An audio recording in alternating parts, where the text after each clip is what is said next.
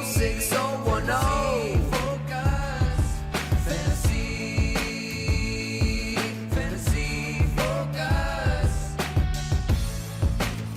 and welcome into Fantasy Focus Football. Today's show is presented by NFL Sunday Ticket, presented by YouTube TV. Guys, we have a huge show set up for us today. Obviously, Monday Night Football. Well, every day we've got a big show whenever Stephania Bell is here. My name is Daniel Dopp, Stephania Bell, Field Yates, but we got a massive show because we have a bunch of things to be able to talk about, not just Monday Night Football. We also have, obviously, Waiver Wire. We're going to dive into a dynamic duo or two that we want to talk about. But we're definitely going to get off the top about a number of injuries that took place, unfortunately, this week. Before we do that, though, I just want to say this. I had a dream last night that the three of us were in a 3-on-3 basketball tournament. And we were doing super well. Stephania, I cannot believe how good your jumper was, for what it's worth. Wow. Yeah.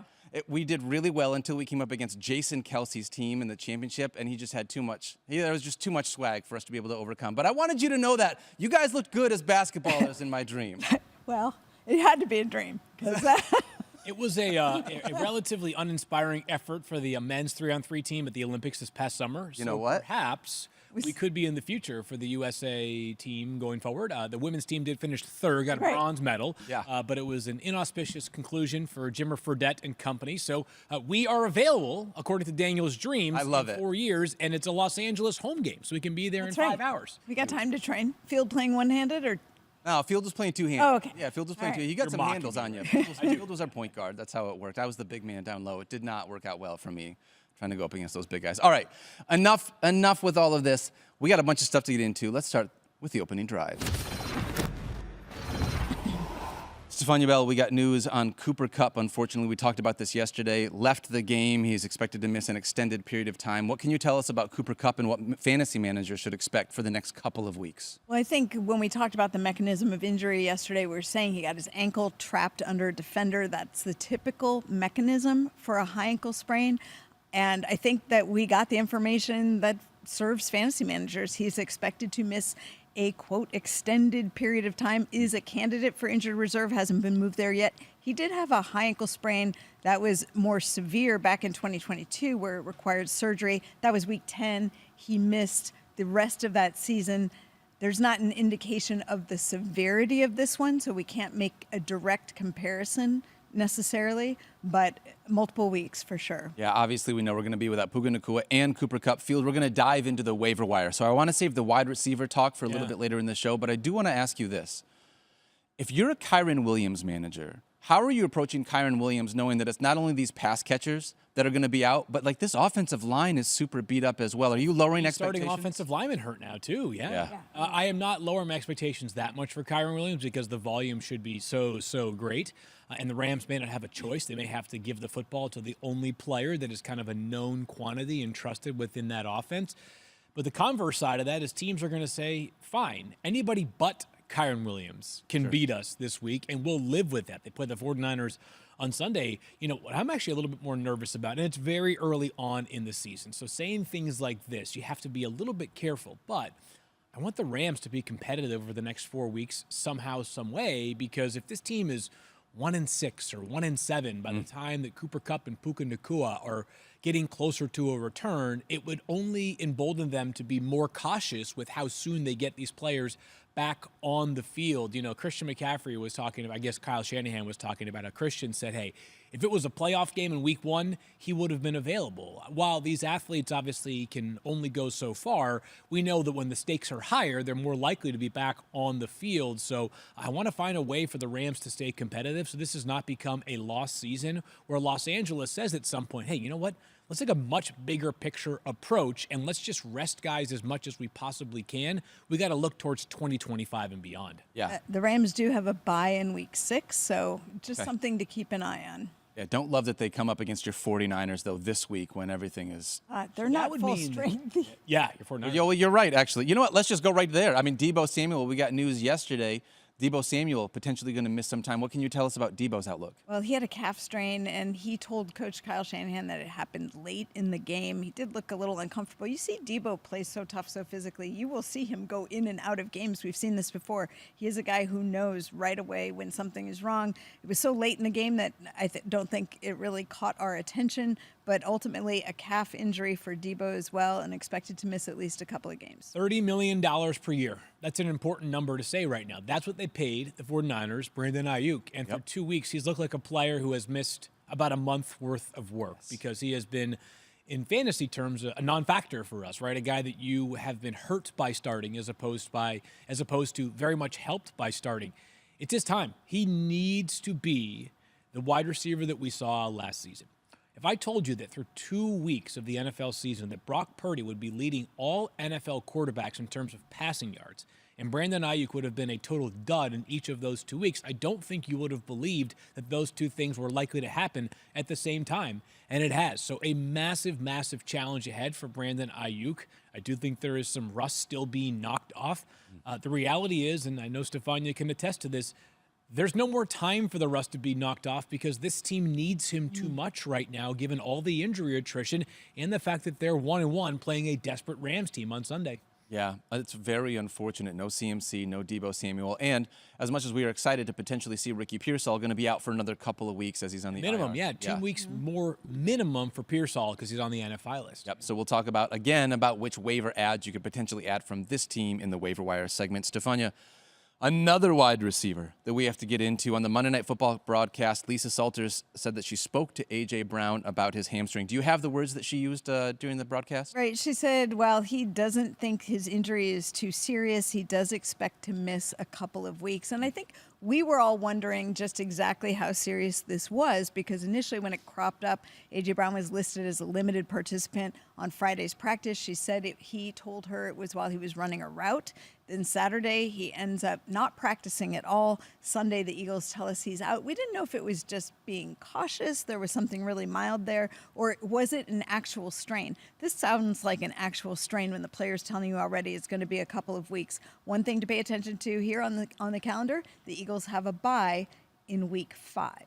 Ooh, okay. So if you look at the timing, if the player's telling you a couple of weeks, we hit week 3, we hit week 4, there's a bye, it could work out that way. Not saying it definitely will. You're looking at potentially maybe 3 weeks without A.J. Brown that we need to maybe find a different spot for our starting wide receiver. That would be 4 weeks if you bake in the week 5 bye. 2, 3, 4, 5. 2, 3, 4, 5, yeah. Nick Sirianni, after the game, was answering a lot of other questions. Yeah, we'll talk about that. Was sort of non-committal on that multiple games timeline, which I think more than anything was probably just a coach not trying to give up a competitive advantage in their mind and saying, yeah, you know what, Saints, don't worry about A.J. Brown this week. He is also not going to give it a go. I was just saying how, the urgency picks up. The Eagles, if they're 1-2 with the way the Rams are playing right now, if AJ's good to go in week 4, they might need him. This team does not have as much margin for error in a year. That there is a ton at stake in Philadelphia. We point out the bye weeks just because you know how teams think. Sometimes they will cushion something. If there's even a question, you go, well, if you rest the player, you get another additional 2 weeks of rest before they're having competition. That week 4 game is at Tampa Bay. So it would be a road game to start. Sometimes they prefer to have them come back when they're their home field. Yeah. We'll see where he is, but they're not automatically taking him off the calendar. I'm not suggesting that, but it is something to consider. Yeah, just brutal. I guess if there was only one silver lining before we get into our next player is that at least at the wide receiver position, it's the deepest position in fantasy football. So hopefully your benches already have someone on them that you can turn to. If not, like I said, we're going to dive into some waiver wire options a little bit later in the show. I'm starting to think we should just not have any first-round picks. I mean, look at the wide receivers taken early so far, right? I mean, how many of them are still healthy or have a healthy quarterback, right? No Tyreek Hill. You've got CeeDee Lamb, but Amon-Ra, Justin Jefferson. And we got positive updates, I thought, from both coaches yesterday there, but still, they're dealing with something. Puka and A.J. Brown. I mean, Tyreek Hill's got Tua now banged up. It is just not great. Brutal start for the fantasy season. Yeah, it is not great. Also a brutal start for the Chiefs running back situation because Isaiah Pacheco, we were all in on. Top 10 running back coming into the season. And he looked good. He's so fun to watch. He's one of my favorite running backs to watch run the football. And unfortunately, it seems like we're going to be out without him for a handful of weeks too, Steph. And we had talked yesterday about the fact that Adam Schefter reported that he had a fibula fracture and they were waiting to have more testing to determine the extent of the ligament injury. So he's expected to undergo surgery this week. And here's the issue. If it's an isolated fracture, that time frame that we've seen floating out around there, about 6 to 8 weeks, that could work. But usually you don't have that fracture with the mechanism that he had where his foot was trapped underneath without having some associated ligament damage. When they go in for surgery, they will be able to ascertain exactly what that is, exactly how much they need to do. But if there's ligament reconstruction involved, you could be talking multiple months. Longer than so there's really no way to know until we get more information coming out of surgery. Maybe they'll give us an updated timeline. But I think for fantasy managers, you know that it's at least going to be on the order of 2 months, at least. By the way, I'm not joking here. I almost tongue-in-cheek yesterday as we were discussing this injury on the show said, like, yeah, watch the Chiefs call up Kareem Hunt.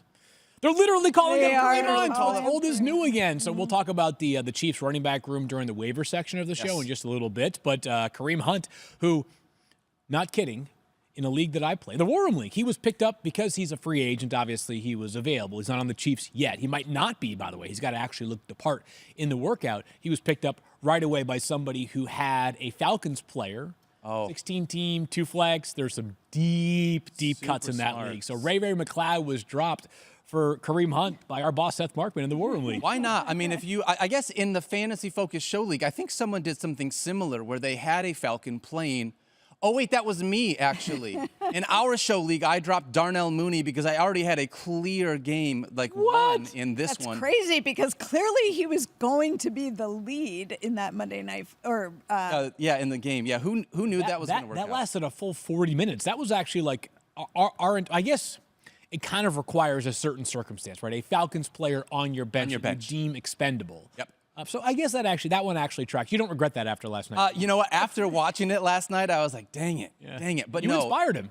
This was one of those things. I think he saw that he was dropped in so many leagues for Kareem Hunt that he was like, I'm going to put one up here on you guys. He's like, I'm going to show Daniel Dopp. Well, we'll see how it works. I would much rather have, again, I said it earlier, wide receiver is the deepest position in fantasy. For me to drop a wide receiver off my bench that I'm likely not going to play ahead of my starters for a running back where you never know the value of any of these insurance running backs, I just think it was a better spot for me. The deeper the league, the more reasonable it was. So I don't think this was the kind of move that you're going to regret. Like, this is not going to be the difference between that team and the show league being great or not great. It's just, that's a very typical fantasy football thing to happen. The Newton's Law or whatever, Murphy's Law of fantasy football is that you drop. Newton, he's probably sitting there thinking about. He has to play with the injury issue. I was going to say, where his law of physics are the ones that, Murphy is the Isaiah Pacheco defies. So, well, Stephania, hopefully there was at least one fantasy manager listening to your injury updates today, because we saw on Twitter yesterday a decimated roster. If you're watching at home, you can go through and see this. The guy had Jordan Love, Raheem Mostert, Christian McCaffrey, A.J. Brown, Deebo Samuel, David Njoku, as well as Cooper Kupp. Saints defense is the only healthy thing on this guy's starting roster. It is unreal, the number of injuries that I feel like through the first 2 weeks, not only has scoring and just offense in general felt like it's been down, but we've had to deal with a huge rash of injuries at the top of our fantasy leagues. We talk about the fact that there's typically an injury spike in the first couple weeks of the season, whether that's attributable to the fact that most teams don't play all their starters until they get there. I think that's part of it. But remember, the better you are, the more you're on the field. The more you're on your field, the greater the injury exposure. So it's not a surprise that the starters, the guys who are the ones that you drafted, are at the most risk. It's a little ironic, and I say this, obviously tongue-in-cheek, that teams keep everyone out of the preseason because they don't want them to get hurt, and then because they didn't have that full live fire exercise in the preseason, you have a greater injury chance here at the I bet we'll rethink this in future years. That's all I'm going to say. Yeah. All right, when we come back, we got more here on Fantasy Focus. Make sure you stick around.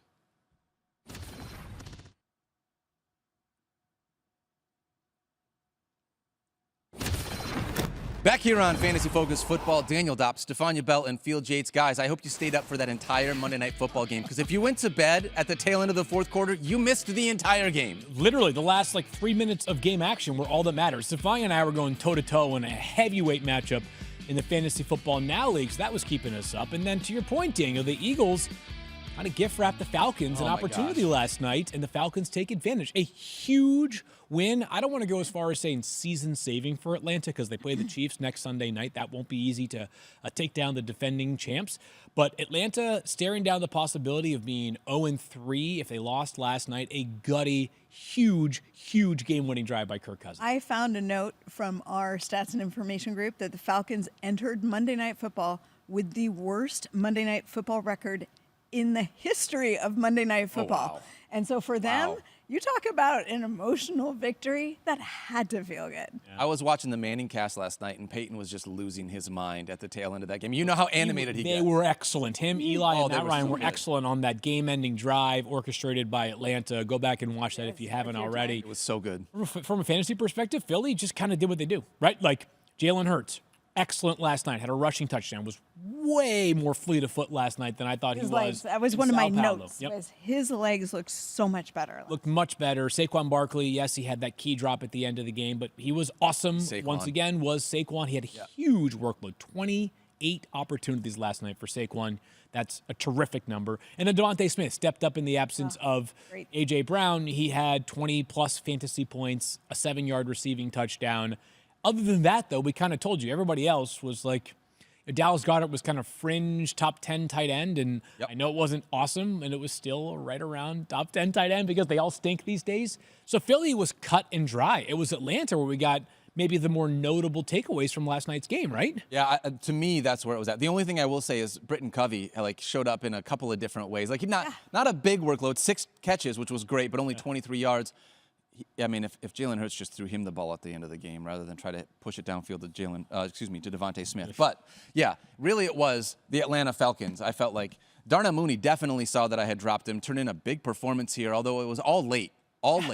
That's the thing. He has the first touchdown of the night for them, first receiving touchdown of the night for them, and then he has 2 huge catches on the game-winning drive. I mean, massive, massive catches. Yeah, I was really disappointed that we didn't see more Drake London earlier in the game. Drake London and Kyle Pitts actually were kind of silent until we got to that final drive. Thankfully, Drake London caught that really touchdown. nice touchdown catch, and a lot of credit went to him for the route that he ran, and he and Kirk Cousins was just beautiful. For me, I was watching Kirk Cousins like a hawk because in the first week we talked about the fact that he was playing out of shotgun or pistol virtually the entire time, no play under center. Everybody wondering, was he healthy enough? Yeah. Coming off the Achilles, I think he silenced people last night because you saw that he was nimble enough to do what he needed to do to be effective, which is all you're ever asking for Kirk Cousins. You weren't expecting him to get you a lot of rushing touchdowns. No. But he executed the plays. I think it goes back to what we suggested might be the case, that everybody was being careful with him in week 1, and then, everything was unlocked for this game on Monday night. I will say this. So Kirk, huge.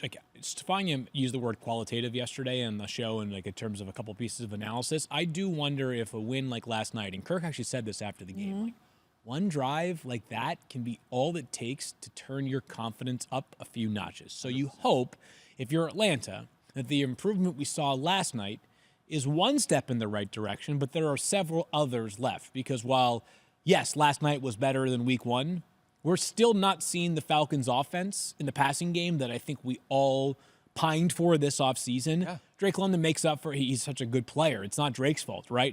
And that route was sick, and he's such a talented guy. 7 targets, solid. We want that number to be 10 or 12 in a lot of weeks for Drake London, right? I was a little less optimistic on Kyle Pitts coming into the year. I just feel like I felt like the offense took a step forward, but was I certain they were going to be elite? Back-to-back games with 3 catches. But unlike the one thing that is completely indisputable right now for Atlanta, Bijan, baby. So what a stud. Just what a special player. When you watch him, you see why we are talking about from a talent standpoint. The only guy that has a chance to sort of unthrone Christian McCaffrey or dethrone Christian McCaffrey as the most talented back in the NFL over the next few seasons. Yeah, 14 carries for 97 yards, averaged 6.9 yards per carry. And he still had good work in the passing game, 4 catches for 25 yards as well. Tyler Algier having 9 carries to Bijan's 14 kind of caught my eye. Was there anything about that you just felt like they wanted to split the workload, just keep Bijan fresh more than anything? One thing that happened was part of that was at the end of the first half, Bijan had a bunch of runs early in the drive, kind of gets a little bit gassed. The Falcons bring Algier on to give him a blow, and then, not to get super nerdy, but the defense can change personnel if the offense changes personnel first, right? Sure. The ref has to hold the ball, and the offense cannot snap it if the defense hasn't had a chance to make its own substitution. So sometimes if you're humming, you don't move anybody off the field. And I felt like Atlanta last night gave Algier 3 or 4 straight runs because Bijan needed a blow. Algier was cooking. Let's not take him off the field because this defensive personnel for Philadelphia is gassed right now. Yeah, love it. All right, well, that's a good tidbit because when you look at the box score, you could be like, wow, I'm surprised that Algier got more usage this week than we saw him get last week. Still Bijan's show, though. If you're going to push for 20 touches a week for Bijan, I'm going to be a pretty happy fan. I'm totally with you on that. All right, when we come back, we are talking our favorite dynamic duos for the rest of the season. Stick around.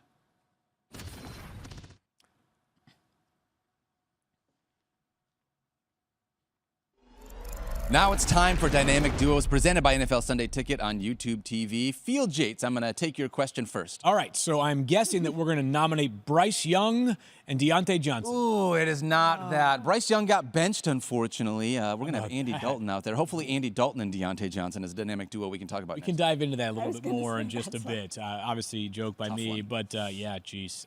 We can talk about actual dynamic duos. Yeah. Was there a better dynamic duo than DK Metcalf and Jackson Smith and Jigba in week 2? Let's look at what they did here. Jackson Smith and Jigba, 16 targets. 16!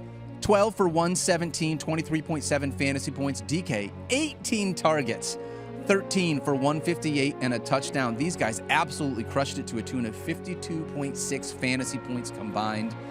Unbelievable, and I think this is a little bit more indicative of what we were thinking the Seahawks passing game was going to be. Not that Tyler Lockett isn't still a really good player, but we were expecting DK to keep doing DK things and JSN to take a step forward here in the Seahawks offense.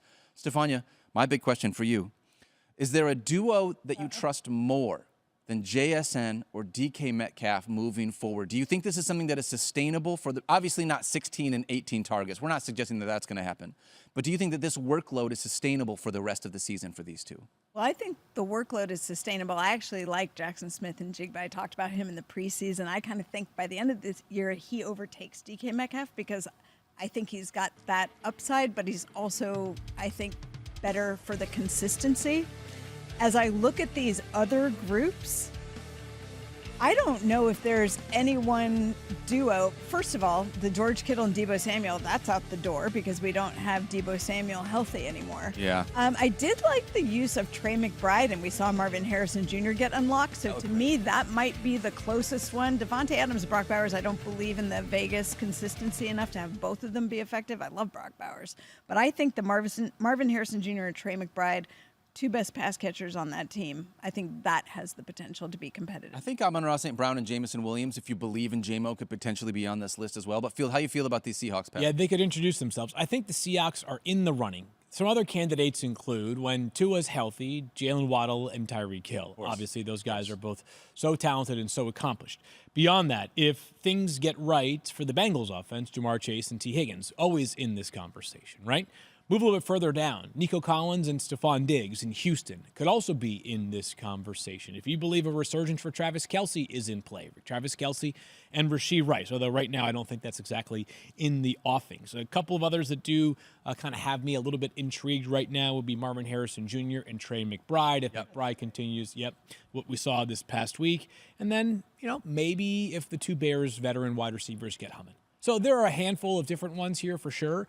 But Seattle, man, the way that those two guys played this past week, pretty darn impressive. We may have robbed DK of a touchdown. I think he was the one that found the end zone this past week. He did, yes. Oh. That being said, I can remember it was the blown coverage here, but God, these guys were awesome this past week. Yeah, it's going to be tough to keep either one of them. I mean, obviously DK was already a starter, but I think JSN after this big week has worked his way up into he should probably be in your starting lineup, at least a flex consideration for you moving forward.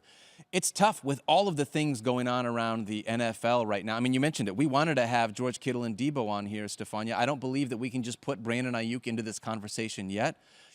Obviously Cooper Kupp and Puka Nacua would have been on this list had they both been healthy. So it's a tough one. Some of the ones Field mentioned, I mean, we don't know what's going to happen in Miami. So it's really hard to know what we're going to do with those two receivers. I'm interested. So Skylar Thompson is going to take over for this week. But Field, right before, unfortunately, the unfortunate incident in the Bahamas, you were pining over a guy that had a Tyler Huntley jersey, a Pro Bowl Tyler Huntley jersey. Sweet jersey. Yeah. And I was told, came into the Miami Dolphins. Maybe someone that you want to think about for these pass catchers moving forward? Yeah, I mean, he was signed yesterday. We just don't know how long Tua's going to be out, right? Yeah. It could be one game, right? I mean, Stephania will tell you until the cows come home. Concussions are nonlinear. It might be that he misses one game and he's back. Mike McDaniel has already said it's not likely to happen in week 3. It also could be a lot longer than one game. And based off what we've seen so far from Skylar Thompson, there's reason to believe that the hook could be quick there in Miami. Now, I thought it was kind of interesting that they released Mike White this preseason, given like the relative lack of confidence you would think they have in Skylar Thompson, since they've already signed somebody else. Yeah. But yeah, it's Snoop Huntley. He's a fun player to watch. I'm not sure that he'd be the guy that would unlock the value of Tyreek Hill and Jalen Waddle like Tua often does. Tua is a player that certainly draws a lot of different analyses because of how he can be an up and down player by nature. But you can say this, as far as legitimate options that Miami has, nobody is anywhere close to what Tua has been under Mike McDaniel for what it means for both Tyreek Hill and Jalen Waddle in fantasy football. Yeah, hopefully we get Tua back, or he makes a decision that he is very excited with and figures out what he's going to do with his health moving forward. Yep. All right, that was Dynamic timeline, Duos. by the way. He'll do it whenever he feels like. Yeah, absolutely. No timeline on that. So Yep. That was Dynamic Duos, presented by NFL Sunday Ticket on YouTube TV. NFL Sunday Ticket and YouTube TV are a perfect pairing for watching NFL games on Sunday.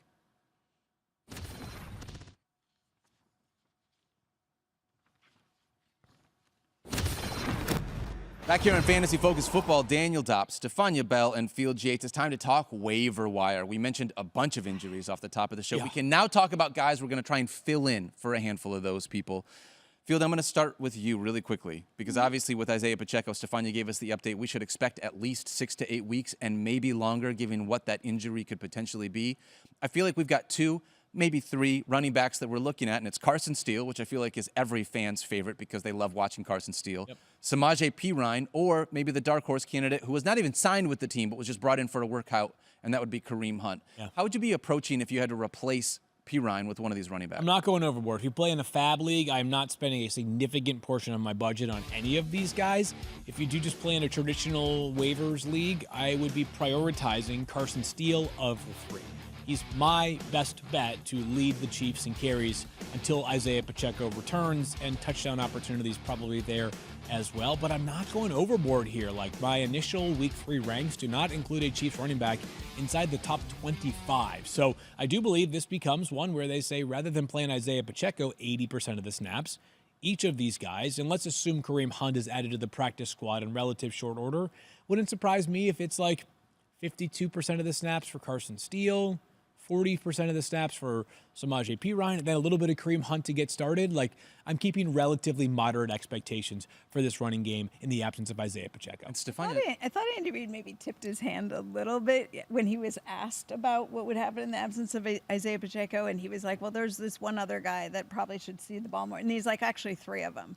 I was like, he's thinking of one other guy. So it makes me think that Carson Steele, it plays out the way you suggested. and CH not mentioned on this list, Stephania, because CH is still dealing with Still on the NFI list, yes. He's got 2 more games at minimum that he is out. I would not be making plans for CEH as of right now based off of my general understanding of the situation. And what I will say on Carson Steele is that while, in San Francisco, one of the reasons why Jordan Mason, he's obviously a very talented back, but the reason why he's not going to be RB1 in a given week, even with all those carries, is that the passing game utilization is not going to be as it was or as it is for Christian McCaffrey. So that would be the mitigating factor here for Carson Steele, is that it might be that, like, he handles a lot of the carries. Samaje Perine is in there for a decent amount of the pass protection and passing game reps. And then Kareem Hunt, again, if he is signed, kind of blends in between. I have a question. Yeah, As Blake Corum's on our list. Do you think we're going to see more of Blake Corum given all the injuries to the pass catchers for the Rams? And I tell you what, the affinity that Sean McVay has for Kyron Williams makes me wonder if, like, the game plan is 35 touches a game now for Kyron. Yeah. In all the absences, like, man, it's tough. But that also puts him at more risk for being the next guy on their list. I was wondering that's the my exact concern. same thing, Stephania. If and I don't want to say we see a more run-heavy approach with the Rams, but do we see a more running back-heavy, where they potentially utilize Kyron Williams out of the backfield more? That's what Maybe I give him a few more breathers, with Blake Corum, given that high pick that they used. I mean, he was a 3rd rounder, was he not, Field? It was 3rd rounder. Yeah, it's actually kind of a good encapsulation of what this week is on waivers, in my opinion. This week is a lot of names that can be stuffed onto your bench. I'm not sure there's a single player that we have on our full screens and our list built out that is a guarantee to start in week 3 in a 10-team league, absent a couple of the injuries that we're monitoring being serious enough where the starter is out. Like, as an example, if Joe Mixon is not available in week 3, I do think Cam Akers, without Joe Mixon and potentially Dameon Pierce, That's a pretty useful player. I think he's had a nice kind of resurgence in Houston, and that offense is very, very capable.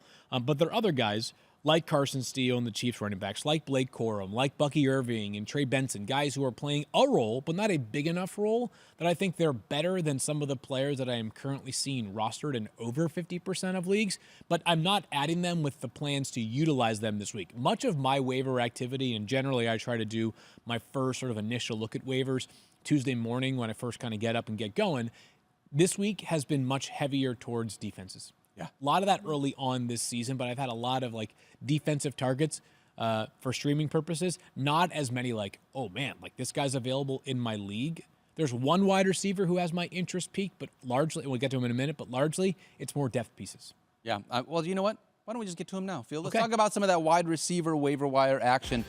When you look at the top of the list, I mean, we got a handful of guys. Obviously, both of the Rams we got to talk about, Demarcus Robinson and Tyler Johnson. We also had a big game from Quentin Johnston as well. Another big game from Alec Pierce that we talked about yesterday. Jalen Naylor, only rostered in 0.5% of leagues, but he's got 2 touchdowns in back-to-back weeks. Yeah. Very low volume for what it's worth. Yes. If anything happened to Justin Jefferson, we found out for some reason he was going to miss more time. Maybe we would look at him. But Field, if you're grabbing one guy off the waiver wire for the wide receiver spot, who are you going with? Yeah, actually not on the screen because it happened so late in the day yesterday. It's Juwan Jennings, third and Juwan, the 49ers' next man up. He is a starting level wide receiver who is now starting.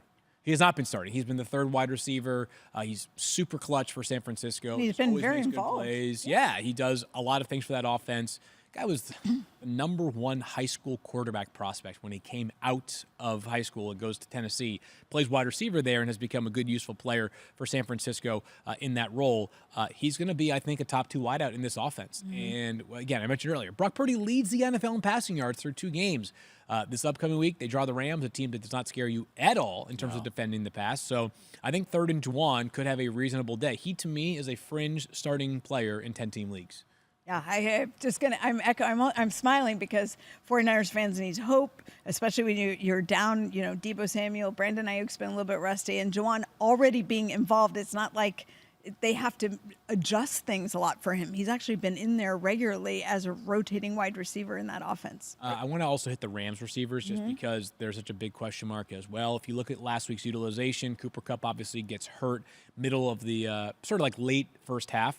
Demarcus Robinson was basically an every down player, so he can be added for sure. Tyler Johnson was next up of the backup wide receivers. And then here's a name that I think is interesting. I don't want to go overboard because my hopes for this offense are definitely down relative to where they were, obviously. Jordan Whittington, clutch football player for University of Texas. He was the 3rd wideout last year. Xavier Worthy and Adonai Mitchell, obviously, were the first 2. Made a ton of huge plays for Texas. He was kind of Mr. Texas football for a while down there. So respected and revered. 6th-round pick this year for the Rams. Had a great preseason. Just like file the name away. Not adding him and starting him in 10-team leagues this week. But if you've looked at waivers tomorrow morning and you didn't get Demarcus Robinson or Tyler Johnson, I don't think it's impossible that Whittington actually becomes the Rams' number 2 passing game option as opposed to being stuck as their number 3 passing game option. I feel like both the guys that you mentioned, Juwan Johnson and Demarcus Robinson, are just going to get a ton of run here in week 3. If you need someone that's going to be on the field a bunch, it's going to be those guys. One thing about Demarcus Robinson, and I mentioned this in one of the previous shows, but weeks 13 through 17 last year, he was a top 20 wide receiver, even with Cooper Kupp and Puka Nacua out there. He did. So it was a very, very hot run there for Demarcus Robinson. Obviously can be a trusted pass catcher for Matthew Stafford, so we'll see how that works.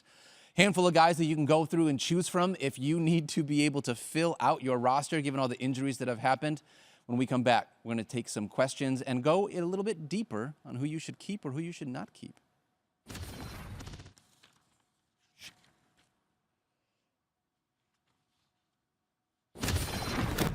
Back here on Fantasy Focus, we're taking some questions from our Fantasy Focus mailbag. Love being able to get questions on X from a bunch of people. Field Yates, I'll take the first question from you. Yeah, I was going to say, this is a Field from Charlotte. What are your guys' thoughts on Bryce Young being benched? I hope that so here's the thing. I feel bad for Bryce Young. I think that this is a spot. I was having this conversation with my dad a little bit yesterday when we were having some talk about football. I think that teams have defaulted to the idea of we're going to bring in these rookie quarterbacks and start them right from the jump. And 10 years ago, I don't feel like that was the way that the NFL worked. It used to be we're going to let them sit, we're going to let them develop, we're going to let them see how the NFL game works. And now because we have some of these rookies, players that come in and they're able to do unbelievable things. They've changed the expectations on everybody across the board in this rookie class. And guys like Bryce Young, who joins what is one of the toughest offensive rosters for a rookie quarterback to be able to work with, feels like they're set up from failure rather than letting him potentially learn from Andy Dalton the entire time. So for me, I'm just bummed for the kid. I feel like this was an awful way for him to start his career rather than being able to watch and develop and learn. I think it's also beyond just the players around him. I think it's about the organization and the infrastructure and everything that's set up to help develop a quarterback. If you bring in a quarterback and the expectation is you're going to have him develop, you can't keep changing all the pieces around him either. And I think if you look at C.J. Stroud and part of his success, it's organizational, and he was set up for success out of the gate. He also had nice pieces around him. So I feel badly for Bryce Young because what happens is with some of these early, they get deemed a failure early, and then it's up to them to try and recover it, but not necessarily with a lot of guidance or support. Like Sam Darnold and Zach Wilson. And how many guys does it feel like we could throw on that list that it's, you're watching them try to claw their way back into having the confidence to be a starting NFL quarterback? I have to say, as much as I love Brock Purdy and what he's done in San Francisco, you talk about a marriage of a rookie quarterback with an offense and a coach that it's like a mind meld there for them. Yeah. So it's a perfect fit. If he had been in a different situation, what would people be saying? It's hard enough with what they're saying, and he's in a great situation. So right. I feel for Bryce Young. Here's my return question to you, Fields Yates. Do you think that Andy Dalton is going to be able to give guys like Deontay Johnson or potentially Adam Thielen some deeper league flex value for us? Well, I'm glad that you asked the question because while I do think that it is right for us to make all the points that you guys just made about the surroundings for Bryce Young and the infrastructure and the culture and the ownership, which I think sadly might be the biggest issue in Carolina. And probably the thing that's least changeable. That's a word. He won't play well at all. If you go back and look at the first 2 weeks, and it's a small sample size for sure, but you would think if you looked at the numbers, just based off of the inaccuracy, that he was under siege and constantly under duress. And it turns out it actually hasn't been that terrible. It hasn't been great, but it hasn't been so bad that it's he's been given no chance to throw the football, and he kind of hasn't played well. I wouldn't be surprised if his confidence is broken. That was exactly the point. Yeah. So the switch may be good. Yeah. I don't necessarily disagree with an opportunity to scale back. Sure, yeah. But you just don't want that to be the end of the line. Yeah, that's the risk is that if they just shut the door on Bryce Young ever becoming a thing in Carolina. What I will say is for those of us that roster Deontay Johnson or Adam Thielen, think about how it didn't go right in the first 2 weeks. Carolina was blown out both times. And blown out from the minute the game began, basically. Yep. When you were thinking about Deontay Johnson, one of the pros was that, Dave Canales talked about how they're going to build their offense around him. And if this team was bad, like we thought it would be, tons of volume, right? It's just been ugly. So if he couldn't get it done in those circumstances, then change is not a guarantee, but it makes me feel slightly more optimistic. Andy Dalton has a very, very obvious ceiling. It is not high. But I think the floor is higher than what what Bryce Young is bringing to the table right now. So I think it gives Deontay Johnson and Adam Thielen a bit of a boost. I'm not going hog wild here. A bit of a right? boost, But for somebody who has been particularly dispirited with Deontay Johnson in the War Room League, I'm I didn't have I didn't have a great alternative. Tyler Lockett was my only one, but I feel a little bit more confident in Deontay Johnson here, and you just hope two things. One is that Dalton's a fine quarterback. Two is that maybe part of what happened was the locker room was starting to lose tremendous faith in Bryce, which sucks if it's the case. Yeah. But again, for through the prism of being selfish and wanting great things for the wide receivers in this offense for fantasy purposes, not even great things. We're wanting things. Just things. Yeah. Maybe it's this is one of those where the rest of the locker room responds and just says, we love Bryce as a person. He's a good dude, got a lot of talent, but it's not working right now. Maybe this gets everybody a little bit of a boost this week. 12 targets for Deontay Johnson, 5 catches for 34 yards through the first 2 games. That was the big thing I wrote here on my notes for both of you. It was just the idea of, like, can this negative game script, which they're going to be in, it seems like every single game for the rest of the season, potentially help elevate these pass catchers. I know that you said Andy Dalton has a much lower ceiling. We know what the ceiling is, but I hope that he can elevate the floor of these pass catchers. Yeah, I don't know if his ceiling is lower than Bryce's. I really don't right now. Like, I can't say. He's just saying, I would say more so than your typical starting quarterback, the ceiling. It might be, one of the, 8 lowest ceilings amongst the current 32 starting quarterbacks, maybe even 5 lowest ceilings. But the floor, like Andy Dalton's floor, I believe, is higher than like Daniel Jones and Bryce Young and some of the other quarterbacks that are really, Will Levis, that are really struggling out of the gates right now. Yeah, really tough. All right, let's dive into a handful of questions. This first one comes from Josh Penn. Says, would you drop Mike Williams or Keon Coleman for any of these players, Khalil Shakir, Quentin Johnston, or Demarcus Robinson? I would not. I would prefer not to drop Keon Coleman. I agree with you. I would drop Mike Williams. Yep. For Khalil Shakir would be my first pick. And my guess is if you're dropping Keon Coleman to add Khalil Shakir, it's like bench stuff. Mm-hmm. If it's for a starting spot this week, as the guy who was in on Khalil Shakir as the Bills' #1 wide receiver coming into the season, then yes, I would do that. I haven't been dissuaded by that so far. Shakir has been fine so far. Coleman had 0 points last week, obviously. But if it's like your bench and you're doing it just for the sake of making a move, I don't think the idea of I don't think Keon Coleman's upside is dramatically lower, if lower at all, than Khalil Shakir's. I really don't feel that way. I agree with that. I think part of this, if these guys are starters, you need to drop them because you need someone to play in week 3, and you're more worried about that. I understand if you say, man, Demarcus Robinson is potentially going to get a ton of run, but I would rather have Keon Coleman or Khalil Shakir on my bench for what could be end-of-season production as this Bills offense hopefully gets a little bit better in the passing game. All right, next one comes from Jonathan Chang. I'll take this one. Is Kareem Hunt worth the waiver flyer, or is this just hype? Really depends on your team, to be honest. I feel like if you've got a spot, and it depends on how deep your bench is in, 10-team, 12-team leagues, I'm not going to sign a guy more often than not that is not even added to the roster yet, knowing that they have other people involved with him. However, if you're in a deeper league, 14, 16 team league, then I don't have a problem with you going out and saying, you know what, I've already got a glut of wide receivers. If your bench is wide receiver, running back, and that's it, then yeah, drop one of those wide receivers that's never even going to see their way into your starting lineup just to see what the flyer could be. But I'm not dropping anyone like of note for Kareem Hunt in a 10 or 12-team league. You know what's interesting?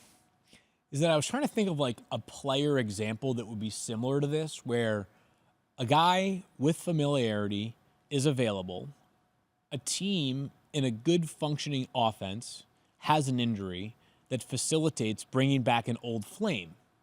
And I was trying to think of like what would be a good parallel for Kareem Hunt. And it's Kareem Hunt last year. I was going to say, that's your best example. Kareem Hunt, who came back last year. He's also done this before, right? Yeah, it happened last year. And he's been serviceable for sure. Yeah, but I felt like, like last year was fine. Like it was. He had the average exactly. It's a definition 3 yards of a carry, So like, that's what you want. Now, he did have 9 touchdowns, which that's a good number, but you were chasing touchdowns. He averaged 3 yards per carry, and he had 15 catches upon his return back to Cleveland. So my expectation is probably a bit tempered compared to some, because I do believe this is bound for running back by committee. But this early on, let's just talk like game theory / roster construction. This early on in the season, when there's so much uncertainty, totally fine to be adding a running back with a pulse to your roster. Yep, I'm totally with you. Not to mention just a little, you're doing a little prevent defense because if there's somebody who really needs him and you're putting him on your roster and then he's one less guy who's available. Yeah. When I added Kareem Hunt be doing that yesterday in a couple of different places, it was in part because I just felt like I said before, the wide receivers that I had were never going to make their way into my starting roster unless something terribly awful happened. And given how deep the wide receiver spot is, I feel like I could head to the waiver wire and find somebody. Whereas the running back spot field, like you had mentioned, anyone with a pulse, you never know what could happen at that running back. I will say this, though. Right now, I'd be more motivated to, and again, depth of league and seriousness of league will alter if these guys are available. But, like, I'd rather go chase a guy like Ray Davis or Braylon Allen or Antonio Gibson, all from the same division, by the way, where you're like, any of those guys become a starter and it's a legitimately serviceable role, And I think all three of those guys, especially those two rookies, are pretty darn talented. I could absolutely see, and we'll see how it happens after this waiver wire run. I could see Trey Benson being one of the biggest names that has dropped after James Conner had what was a massive week 2. Yeah, he's been great. I'm absolutely going to expect James Conner, though, given the history that we have, to potentially miss some time. And so if you have a end-of-bench roster spot, I think Trey Benson is still totally worth it. Like Blake Corum 2.0. Exactly. Same kind of thing. Yep. I'm still interested in those, exactly, those types. Nick Lopez wants to know, what should I do with Tank Dell? Should I stay patient with him, Stephania, or do I put him on the bench? Well, he hasn't helped you that much. Yeah. I mean, I'd be looking for more productivity. I think we talked about this yesterday. It might have been as recently as yesterday, that with Tank Dell, you're probably, and we actually saw this in the preseason because of the addition of Stephon Diggs, that Tank Dell is going to have games where he might be heavily productive for you and games where he's going to virtually disappear. Yeah. And so that is the roller coaster that comes with him in that offense as it's structured right now. To me, I would be trying to look for somebody who is more consistently productive. Yeah, I'm not dropping Tank Dell Field, but I'm also not starting him in any way. He is a If you have a bench guy. great option, for sure, you can put him on the bench. But I have an what okay you should option. do is you should go back to the time that you did the draft. You should say, what were those guys on Fantasy Focus telling us? Oh, wait, it's really hard for 3 wide receivers in a single offense, even with this incredible quarterback, all having weekly fantasy value. Just like history is not always a perfect indicator of the future, but in fantasy football, it can be a useful tool in a lot of cases, and there just aren't a lot of great examples of 3 wide receivers all going hard every single week in fantasy for the course of a full season. Tank Dell's going to have some moments. He's still playing a ton of snaps. He is running a ton of routes. He's got C.J. Stroud. They are trying to find some ways. He had 7 targets in week 1, but this is the deal that you made when you drafted him after the Texans made a trade for Stephon Diggs this offseason. Yep. All right. Here, there's value to me to absolutely. keeping him, because at any point, as we've already seen in week 1 and 2, somebody goes down, all of a sudden Tank Dell vaults into a position where you're starting him on the regular. Might be a guy, if I have a really good roster, that I would try to throw maybe a trade offer to see if I could siphon him away from a manager that is frustrated that he's not getting enough usage. We'll see how that works. There you go. All right. Willie wants to know, Michael Pittman Jr., Brandon Ayuk, and Devontae Smith are my wide receivers with Rashid Shaheed on the bench. What do I do? Trades, or do I expect better things? A couple positives here, actually. Devontae Smith is going to get a couple of runs as the wide receiver 1 in this Eagles offense. Yep. Brandon Ayuk is going to be the wide receiver 1 for what Fields you've already mentioned is the Brock Purdy has led the league in passing yards so far. And Rashid Shaheed, I do want to say this. I realize his target share hasn't been super high, but it is very condensed with that wide receiver room. It's basically just him and Chris Olave. Chris Olave. Mm-hmm. Yep. And then Alvin Kamara obviously in the backfield. But it's just those 3 guys getting targets. So I actually don't think that this is a bad thing. Michael Pittman Jr. might be my odd man out in spite of the fact he got more volume. What are you going to get for him in a trade? I don't think that I would trade him. I think I would still bench him. We're going to play a game. Yeah, we're going to play a game right now in a minute about Michael Pittman Jr. But it's safe to say that my week 3 stance would be Rashid Shaheed for the YOLO play over Michael Pittman Jr. Right. I agree with that. All right, one more. This one comes from Tim. Dynasty question. I'm being offered Rashee Rice for Jameson Williams straight up. Do I make that decision, or do I go with Jameson Williams?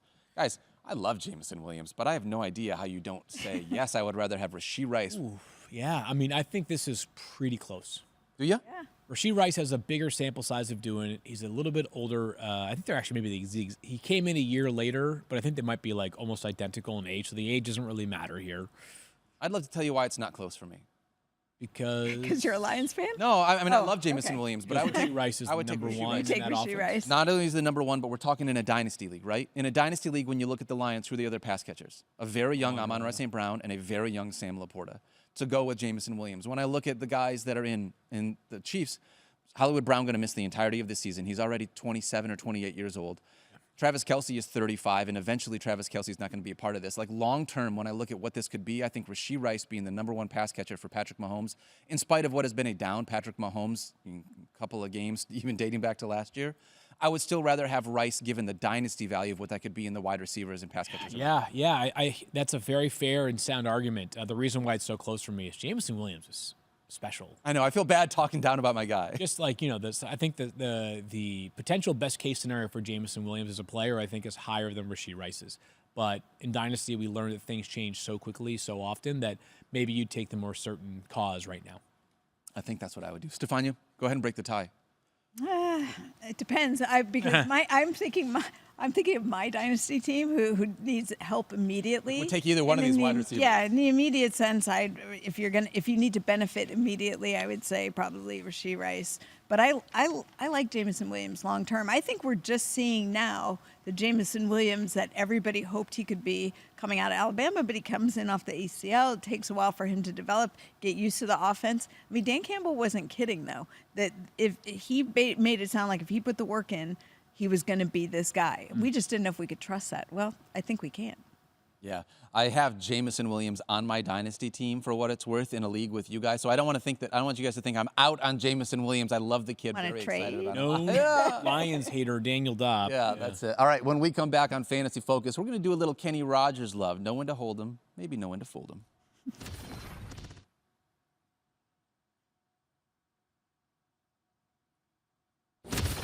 Back here on Fantasy Focus, Daniel Dopp, Stephania Bell, and Field Yates. You guys ever been to Kenny Rogers Roasters? Remember that chicken restaurant back in the day? Gosh, I do. No? No. Yeah. It was a Do restaurant. we have one here in Connecticut? No, I don't think they're No, here in the U.S. no. anymore. I think they're mostly overseas. But it was a big thing. So was Kenny a Rogers, thing, yeah. I had a song, Know When to Hold 'Em, Know When to Fold 'Em, Know When to Walk Away, Know When to Run. That's what we're doing here with waivers. We're 2 weeks in. It's basically a version of Panic or Patience. Let's talk about how we're going to handle some of these guys, though, that have been difficult through the first 2 weeks.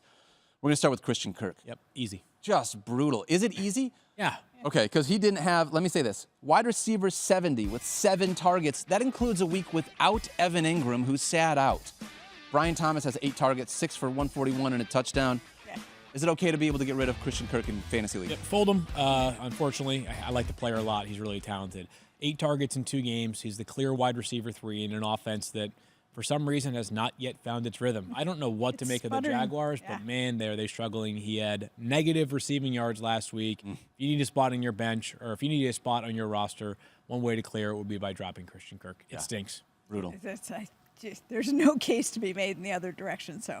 Yeah, Move that is on. tough. All right, well then, I feel like this is going to be a not fun segment, so everybody buckle up and hold on to your butts. Michael Pittman Jr. as well. Field, we just talked about him, saying that we got to figure out how he's going to be utilized. 15 targets through the first 2 weeks, but he's not giving you any of the production you're hoping for. 12.2 fantasy points through the first 2 weeks total. What are you thinking? Yeah, when I say fold him, I mean I hope you can find somebody else better on your bench to replace him in your starting lineup. I'm not dropping Michael Pittman Jr., and it's really hard to trade him right now because the value is about as low as it will ever be. You don't want to be the person that sells at its lowest value. But, man, there are some really, really bad warning signs right now. I mentioned this a little bit on yesterday's show. 26 total completions for Anthony Richardson in 2 games. That is kind of what I think is going to happen a decent amount over 2 game stretches here, right? They're so wired to throw the football so deep down the field and run the heck out of the ball, including with Richardson himself, that I just don't think he is going to be one of the higher volume passing players in the entire NFL. And while Pittman is a really, really good player, the deep shots are going elsewhere. So he makes me incredibly nervous right now. I'd like to put him on the bench, and hopefully, the Colts just do sort of the thing that we saw maybe on that last drive with the Falcons and Drake London, where it's like, he's just too good of a player for us to not force feed him the ball more. Maybe that happens, but until that reckoning takes place, to the bench. Yeah, I pretty much have the exact same analysis because Michael Pittman's too talented, too valuable, and I feel like the Colts have to see what's going on. And I think in their own analysis, they know they have to make better use of Michael Pittman, but I'm not starting him this week if I have him. No, I'm not taking that gamble again. I am. Hey, way to Oh, go back to the hey. Stephania. Appreciate that synergy right there. What do you think this passing game looks like, Field, once we get Josh Downs back? Because we're still not back here. We still have Adonai Mitchell. Now you also have Alec Pierce, who has come on and done things that we did not expect him to do. I agree with you that you can't drop him, but I have serious concerns given all the passing game limitations, and we still don't have one of the slot guys back from this team in Josh Downs. So we'll have to see how another security blanket for Anthony Richardson. Mm-hmm. I still have hope that they'll steady the ship offensively in the passing game. I just also think that when they're running at their very best, it'll look nuclear like it did in week 1, which is bombs away. 50-yard passes are a regularity in the play calling schemes for Shane Steichen because you have a quarterback who can flick his wrist and throw the ball 70 yards. Yeah. They had a Hail Mary attempt from their own 30 at the end of the game against Green Bay, and I've never been so stunned than to not see the ball reach the end zone. I was like, is there like a strong wind working against Anthony Richardson? The guy's got an absolute bazooka. I'm just sorry. I'm only laughing because there was a graphic that showed air yards per throw, or what was it? The average air yards. I can't even get the graphic right. But all I know is that it was basically looking at this average distance per attempt. That's what it was. The air yards per attempt. And Anthony Richardson's like so far he's above like the all dot, the other way quarterbacks above everyone else. He's the dot way up at the top. And of course, when I shared that, just because it was so outlandish, how far of an how much of an outlier he was, everyone came back at me with like accuracy and all of these. I'm like, this was just about the way the guy can throw the ball. Yeah. So.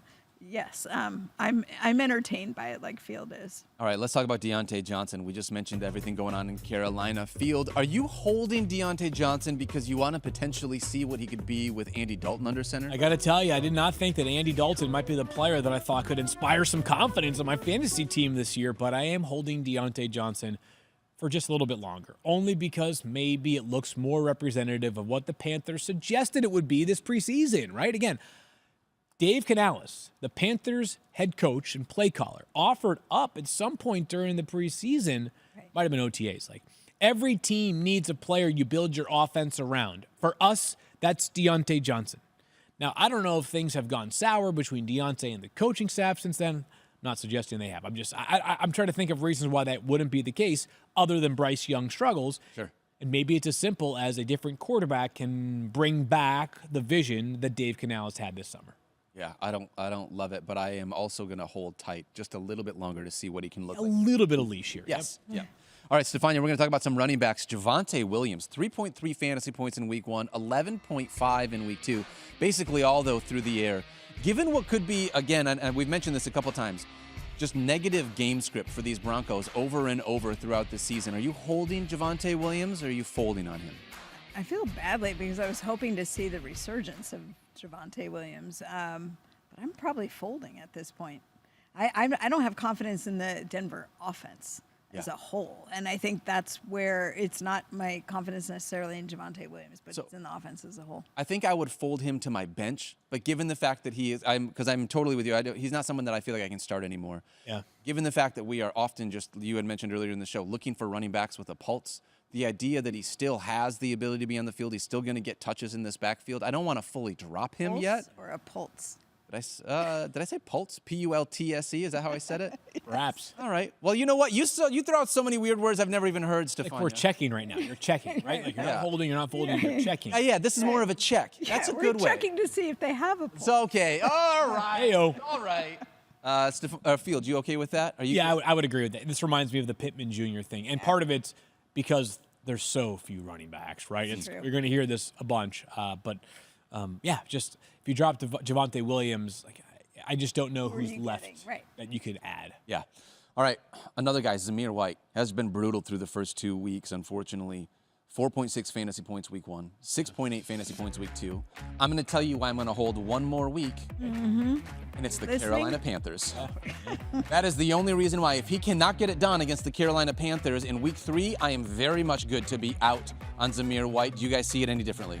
I feel you on that. I'll tell you this. I was surprised. Antonio Pierce, through the offensive line, basically was like, we got to block better. It's not Zamir's fault. They still want Zamir White to get a ton of opportunities.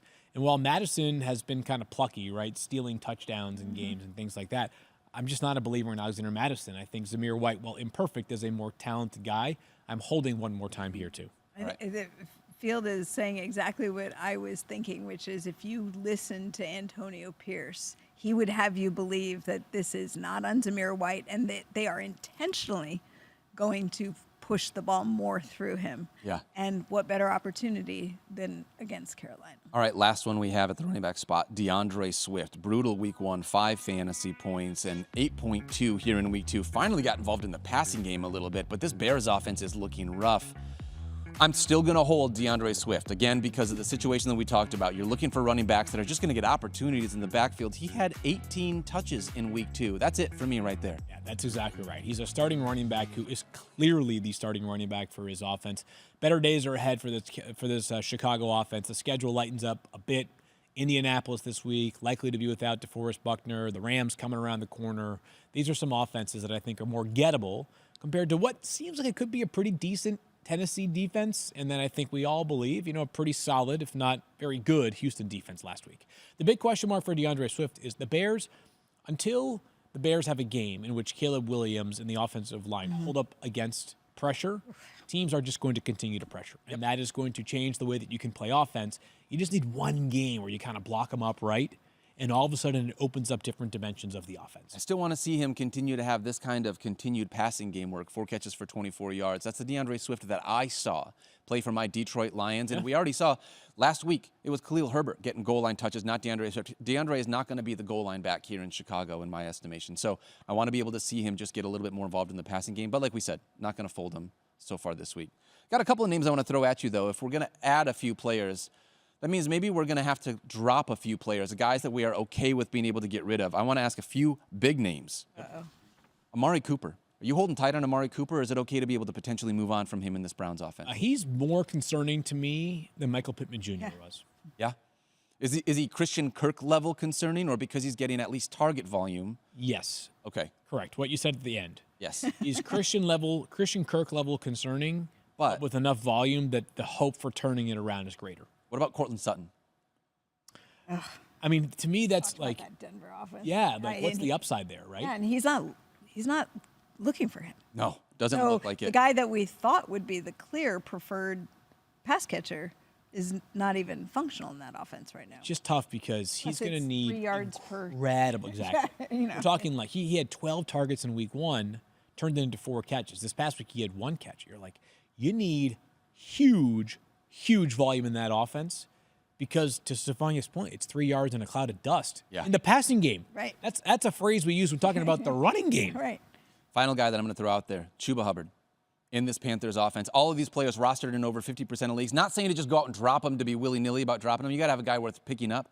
But is Chuba at least worthy or able to be dropped by fantasy managers? I think so. I'm probably still holding on, just not knowing where Jonathan Brooks is in the scale of things. And if they start opening up the passing game, if it starts working better, do you get more out of Chuba Hubbard? Okay, so maybe see how it works with a game or two under Andy Dalton before you decide to move on.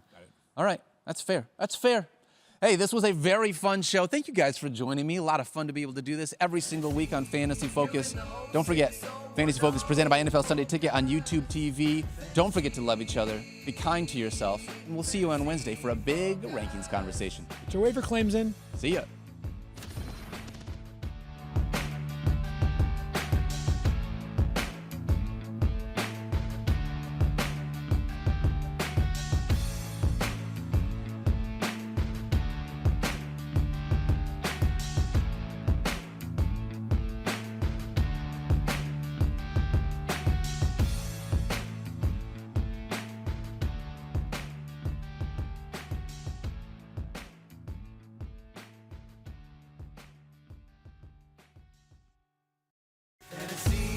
You're in the 06